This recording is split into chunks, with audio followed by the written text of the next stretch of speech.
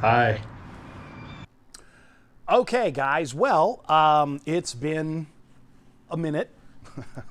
Been a while, and I'm sorry. I needed the break. I don't know what else to say. I needed to turn the cameras off, get some work done that I could, live life, and not film. I have a bunch of stuff I want to talk to in this video. I made a list. The 3-month hiatus that I absolutely needed. I was dying. I needed that, and I'll talk about that as medications and all things that was going on there. Oshkosh, I never gave any kind of update about Oshkosh or what was going on, and so I want to talk to that. And let's see, what else? YouTube, I want to talk about YouTube a little bit of some of the things that's going on YouTube, things I disagree with, I don't like, and I'm not sure what the future there is, and also some ablative and things around that too. So there's a lot going on, a lot to get to. So yeah, let's get started.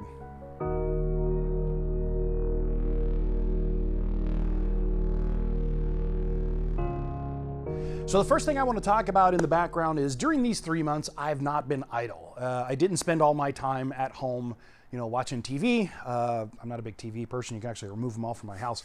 But I have been working on my wings and on the top and everything else. I actually had a buddy of mine who went to Oshkosh with me come out and volunteer to do a lot of the work on this top. And he went at it with a hacksaw or with this thing, the cutting tool, and cut a lot of material off of the top, which is correct.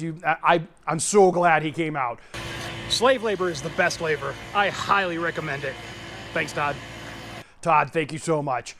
Because the amount of work that he was doing, cutting stuff off of that, I would have been like going by millimeters. And he literally was in there cutting inches of material off, and I'm like, but it was like the third one he's done. So he's like, trust me, I got this. I'm like, okay. And it's been great. And I've been slowly lifting it up and then working with this thing to do sanding, or for finer work, I've got I use this on my wood shop. So these are the tools, right? And so been doing a lot of sanding and cutting and shaping of the top to get it fit. And wow, does fiberglass suck. I don't like it. I'm not a fan. It gets everywhere. And so we did it out in the area out in front of the hangar, and I haven't had the luxury of doing that. It's kind of rainy right now. And so instead I've been doing what little I can here, and you can actually see some fiberglass, just dust everywhere. It gets everywhere. And so I've been wearing masks and everything. I've got respirator, and I actually have a new one, which I realize now I left at the house. But I have a new one that's big filters and everything. It's serious. Because I don't want, mesothelioma or whatever. I don't want any of that. So been doing that, and I've gone back to millimeters. So Todd had the cojones to come out and just get after it, whereas I'm like, nope. So I've been doing really slow shaping, and this thing has been amazing. Being able to lift it up, and then reposition it, because you definitely need two people. This is a 2-people job to put it on and off, unless you have a hoist, which is awesome. So been doing that, and I still have a long way to go. I mean, it's a long way to go, and I feel like it's endless. But yeah, so I have been working during this last 3-month hiatus where I haven't been filming it. And I know some of you are like, what the hell? That's what I wanted to see. Sorry. I couldn't do it. I couldn't bring myself to come out here and film because it was killing me. So let's talk a little bit about Oshkosh. So Oshkosh this year was awesome and really disheartening. Bear with me. First of all, I got to go out there and hang out with a lot of cool people. I was there with Plane Lady and her husband. I was also there with Todd, which is a friend of theirs, and his wife, and a bunch of other people. 1 million people came up and shook my hand, and that was really cool. I was so run down while I was there. And those of you that saw me probably thought I had the other thing that we're not allowed to talk about on YouTube, and I'll talk about YouTube in a minute.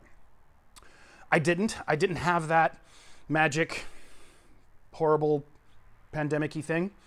Instead, what I had was a horrible, I had too much medicine on board. I take blood pressure medicine. I've taken blood pressure medicine since I was 20.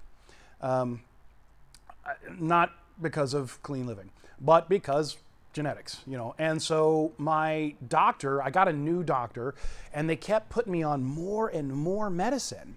And I eventually went to a nephrologist, and he's like, oh, you've got hyperaldosteronism. So he gave me this Plerinone medication, which lowers your aldosterone. He says, but that's going to cause this other thing, so we have to give you this other thing. I'm like, oh, okay.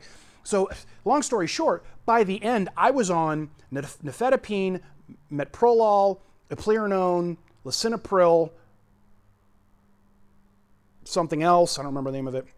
You know, an alpha, what was it? An alpha channel blocker, or a calcium channel blocker, a beta blocker, a calcium inhibitor or something like that, and a Plerinone inhibitor, like all these meds. I was medicated to the gills, and I felt like crap. And it's like, I'm run down, I'm exhausted. It's like, what do you got? Like, these meds are wrong. He's like, oh no, these meds are what you need. I'm like, but no. And my heart was beating hard, but it wasn't, it was beating hard because my blood pressure was too low. And so it got to a point where I said, you know what? I like this guy, nice guy. I got a third opinion, and he actually was he was the third opinion technically. So I got a fourth opinion, and I went to another doctor, and she's like, what in the hell are all these meds? Now this was after Oshkosh. So I was so run down at Oshkosh because I was just dying. I had so much meds on board. I couldn't walk. Like, we walked a lot, we walked far, but by the end I was so dead, and I couldn't stay on my feet. And like the last day that I was there, I went home early, and I was like, guys, I gotta go. And I went back to our Airbnb, and I crashed, and I slept for like 12 hours. And then I got up in the morning and left. And I even took a test. But I was like, maybe this is the thing. Let me take a test and make sure I don't have the thing. And I didn't. It wasn't that. So I was like, okay, what is it? And so that's when I started going to the doctor and started getting more, deeper into it and finding out that I was over medicated. So for those of you at Oshkosh who I met, sorry, I was really run down because of this stupid medication problem, and I'm glad to have met everybody, but that sucked. The doctors these days, they throw pills at you. Here, take more pills. No, my new doctor has me on one. I'm on one medication now, as opposed to like 6. So yeah. Anyway, Oshkosh. Now that's one of the reasons why it was awesome by meeting everybody. It kind of sucked because of that, like that whole thing. I was just dying. And it also kind of sucked because I don't want to say sucked. It didn't suck. It was disheartening because of the economy and because of prices, which a lot of you are currently, I think, struggling with, like I am. So much so, I even canceled my subscription to Adobe, which is, I've been filming and using Adobe forever, Premiere and After Effects and Photoshop and all those tools. And I was like, you know what? It's like $69 something a month. I'd rather save that money and find free alternatives to do this. So if this video looks a little different than my previous ones, that's why. I'm using a totally different tool set. But the real thing was when I went and I talked to the folks at Lycoming. By the way, go to their Lycoming booth, do the show where they build the engine. Like, it's one morning where they build the engine, the next morning they disassemble it. Go do that. That was awesome. But it was really disheartening is when I talked to the people at Lycoming, it's like, yeah, it's going to be $72,000 for the engine. Really? When I started this project 7 years ago, my plan was to have everything done in 2 years. Oh, how naive. I was like, I'm going to get this. I'm going to build it. It's going to be amazing. I want to be done in 2 years. And yeah, nope.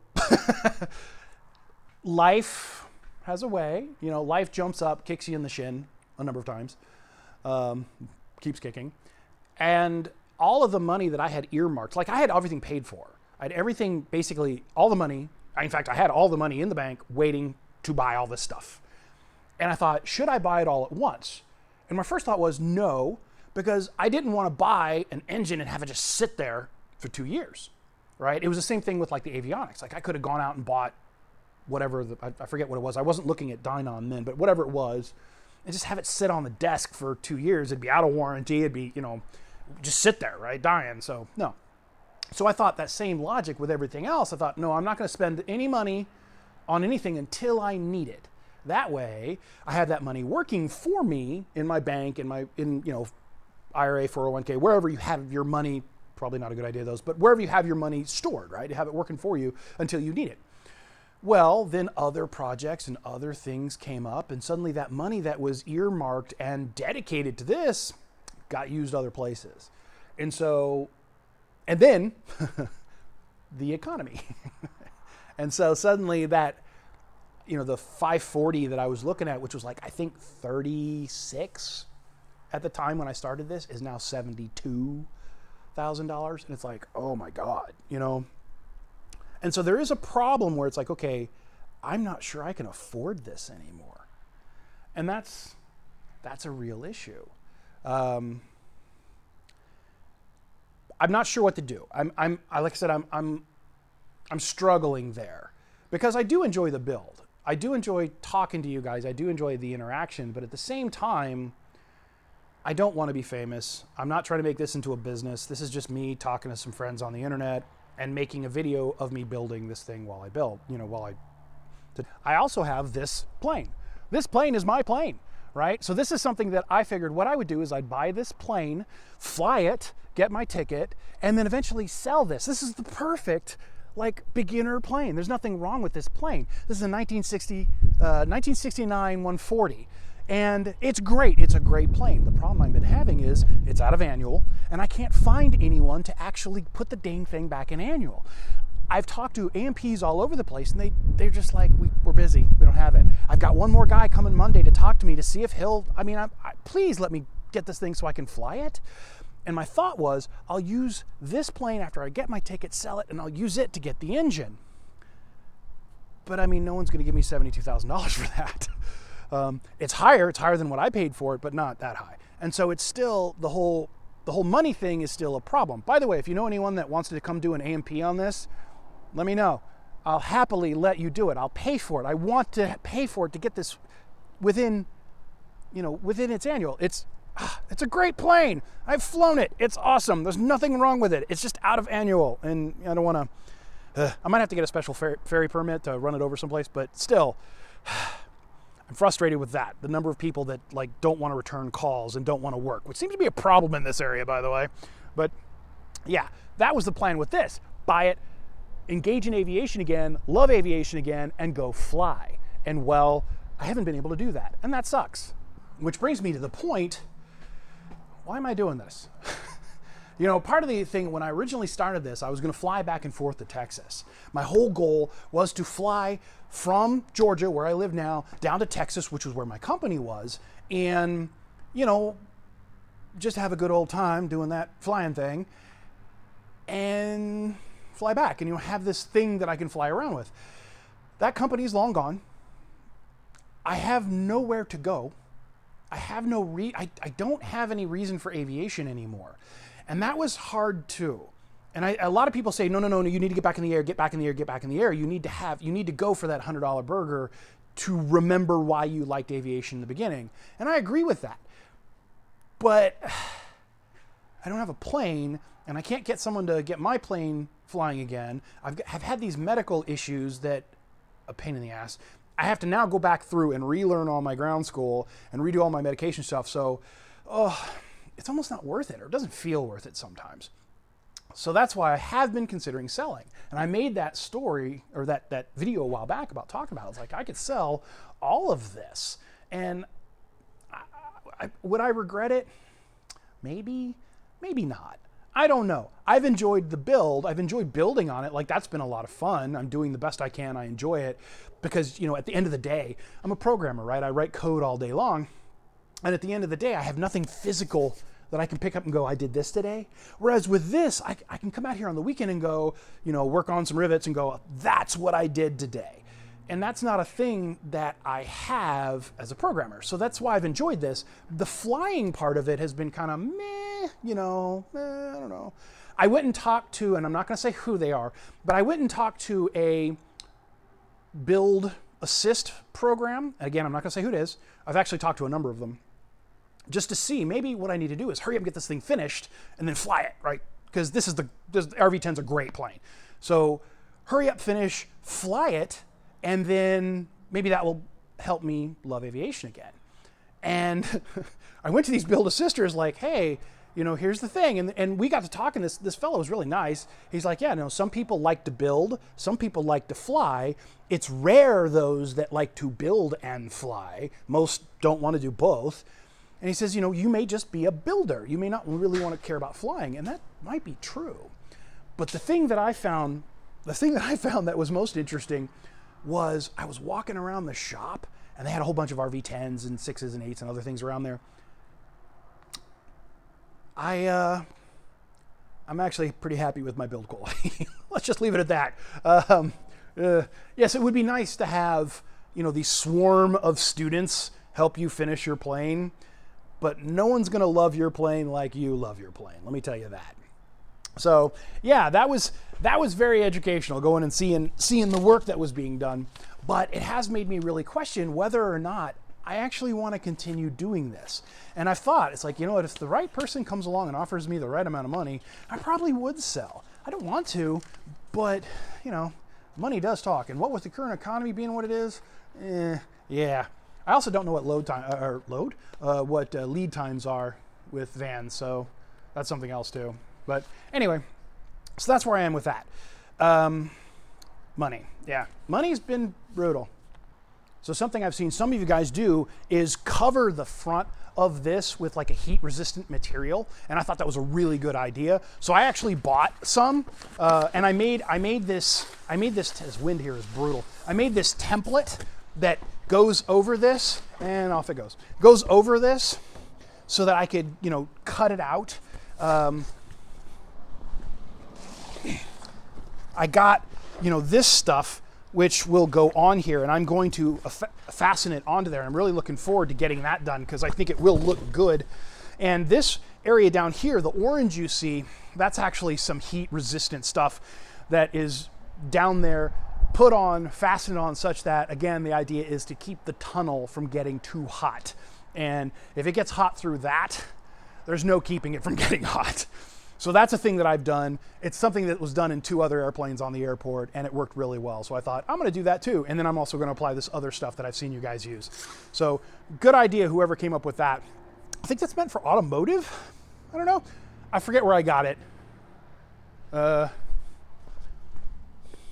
Yeah, heat shield. Here it is. Here's even the sticker. Heat shield products, race tested. I don't know. Anyways, that's the stuff that I'm going to put on there, and I'm looking forward to getting that because I think that will be ultimately a good thing once that's done. I do briefly want to talk about YouTube. I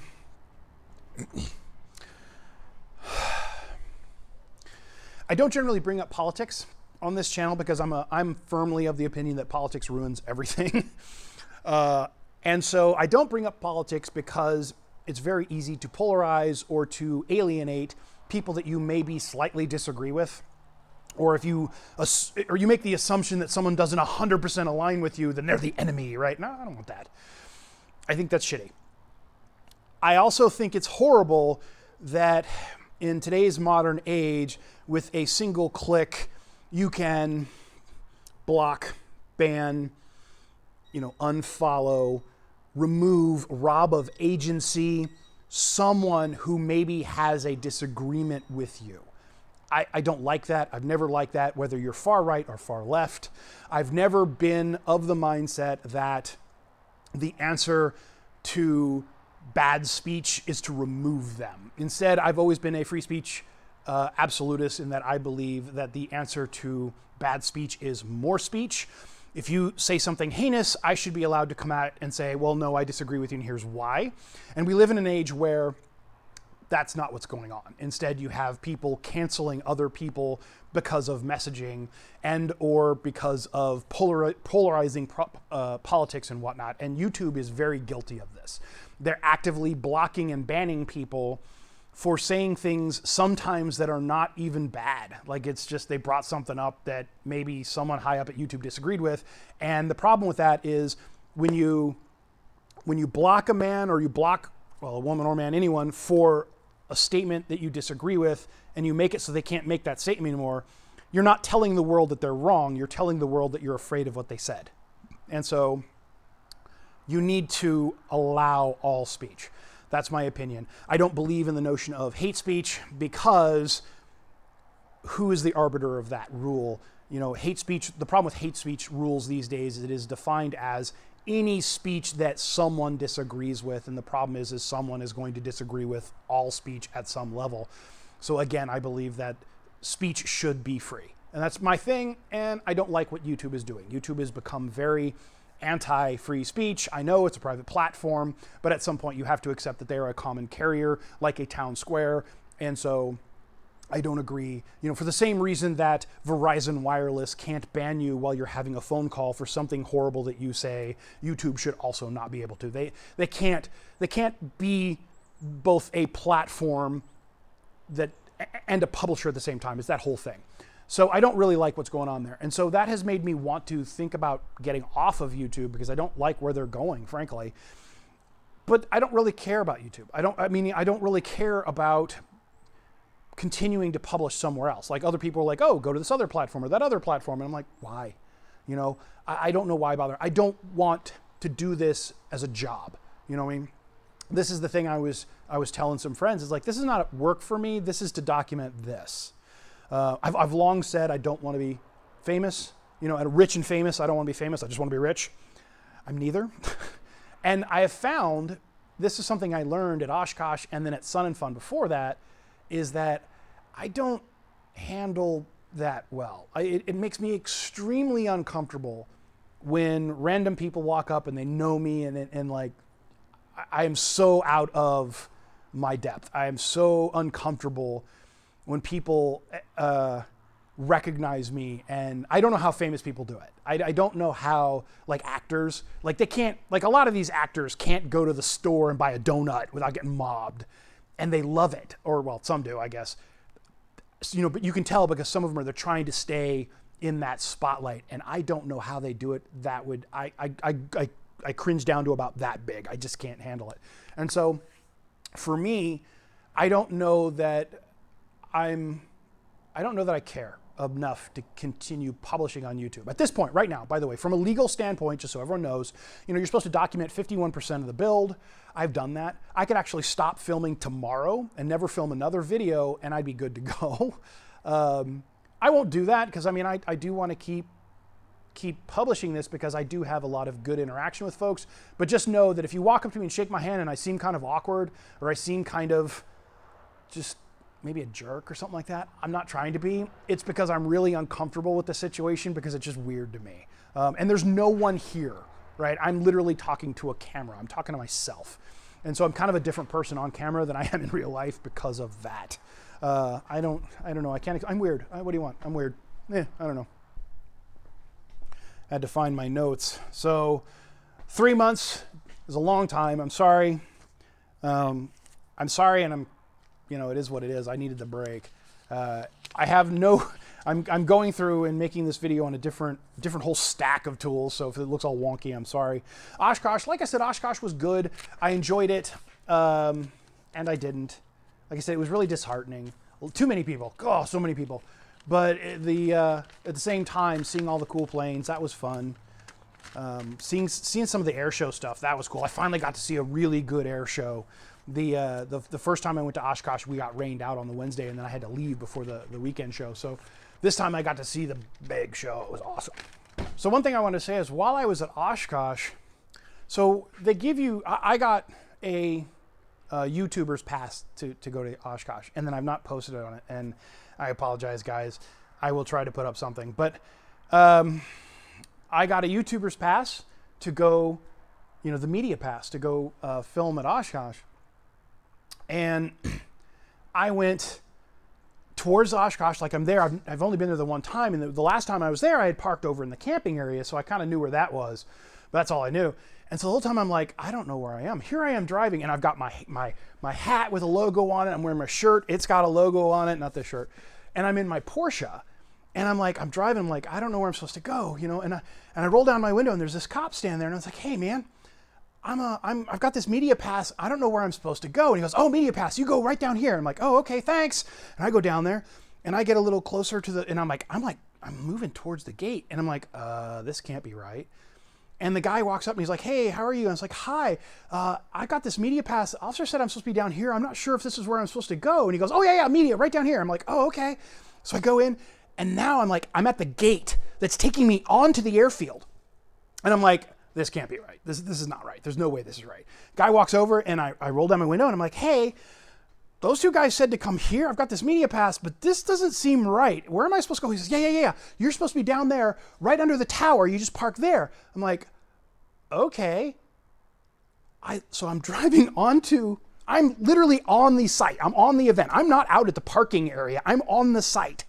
And I pull up and I'm like, this is not right. This is so not right. There's no way this is right. What the hell? I need to get out of here. And this guy walks up and he goes, hey, can I help you? And I'm like, these guys said I've got this pass, and these guys said that I'm supposed to park here, but I don't think this is right. And he goes, yeah, media pass. You just park right here. I was like, okay. I literally parked right under the tower. I mean, right under the tower. And if you've been to Oshkosh, you know where the tower is. There's the tower, and then there's like some parking in the front, and then right across like a little street, there's like another media. And I think that's meant for like ABC, Fox, NBC. You know, that's what this was meant for, not me, right? I parked my car there because that's what everyone was telling me to park.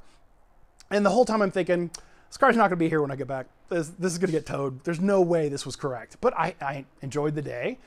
And at the end of the day, I came back to my car and there was, sure enough, a note on the car from, I can't remember, he's the director of, he's very high up. I can't think of his name. I will add it to the overlay. And I owe him an apology because I knew it was not right, but people kept telling me to park there. So I parked there, and he was gracious enough to say on the little sticky note, you can't park here.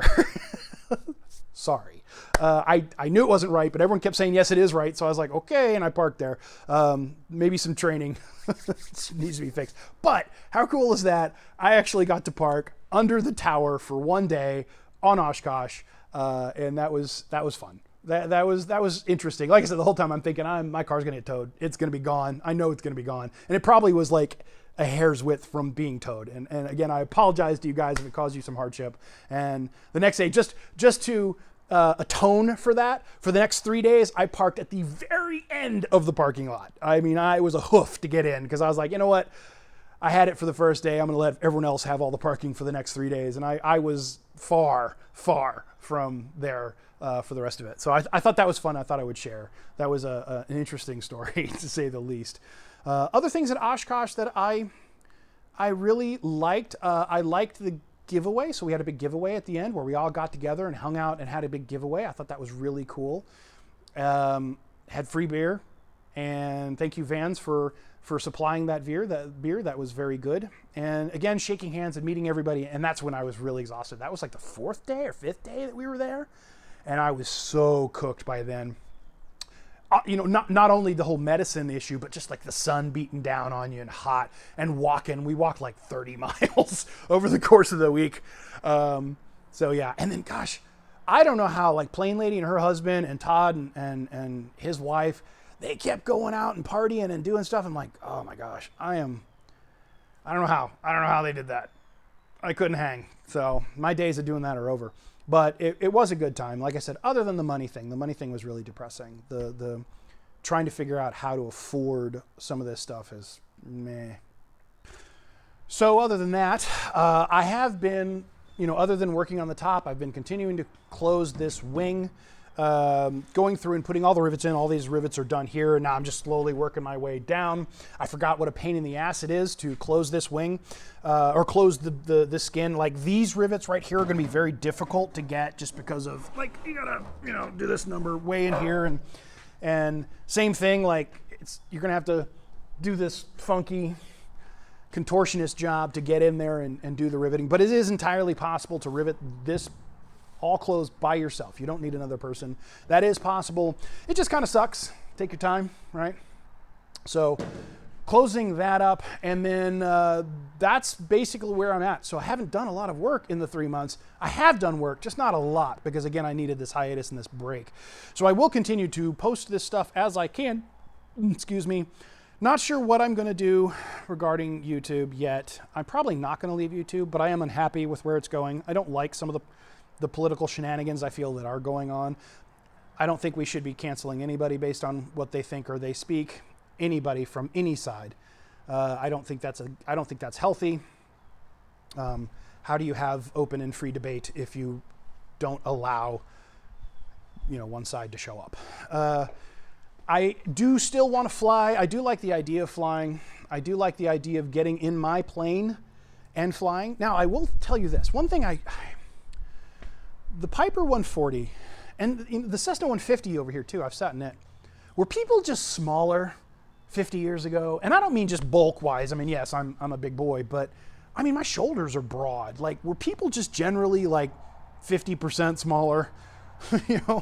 Because you sit in that plane and I am spilling well into the seat next to me, and it's like, okay, I'm uncomfortable when I sit in it. So one thing I was thinking about is, God, I almost wish I had an RV8 or some other single pilot, maybe tandem or something like that, but single pilot over center of gravity style plane where you have more room. You're not like encroaching on somebody else. Now, I don't think that's going to be a problem with the 10. The 10 is wide enough that that won't be as big an issue, but it's never going to be as wide as like my car, right? And so that's one of the things that I do worry about from a comfort standpoint, especially that plane, the little Piper. It's a great little plane. It'll never hurt you. You can almost fly the whole thing with, flaps, but I do worry about comfort level in it, But other than that, I don't know about aviation anymore. I'm concerned that aviation is kind of dying for me a little bit. I got other things I'd rather do. I'd almost rather be on my motorcycle. I mean, honestly. And more on that later. I'll show you a video of some cool new motorcycle toys. But this channel, will it go away? If I sell everything, which is always a possibility. Again, if somebody has to offer me the right amount. If I sell everything, then will the channel go away? No, but it'll probably change, obviously, because it won't be about aviation anymore. But if not, I kind of want to fly and continue to show footage of me flying. Like, that would be fun. But I don't know if I'm going to get there. It feels endless. It feels like it's forever far away, and like I can't drag myself across the finish line for whatever reason. Like, every time I turn around, some new life event is happening that is just getting in the way, and it's really disheartening. Now, I talked to Greg at Van's Aircraft about that very thing, and he's like, dude, so what if it takes you 20 years to build the plane? Okay, I mean, valid. I don't know that I'd want to fly at that point, but that's a valid point. Yeah. Anywho, so I will have more things to say. I probably will. I don't know when I'm going to film again. I don't know how much filming I'm going to do. Maybe lots. I don't know.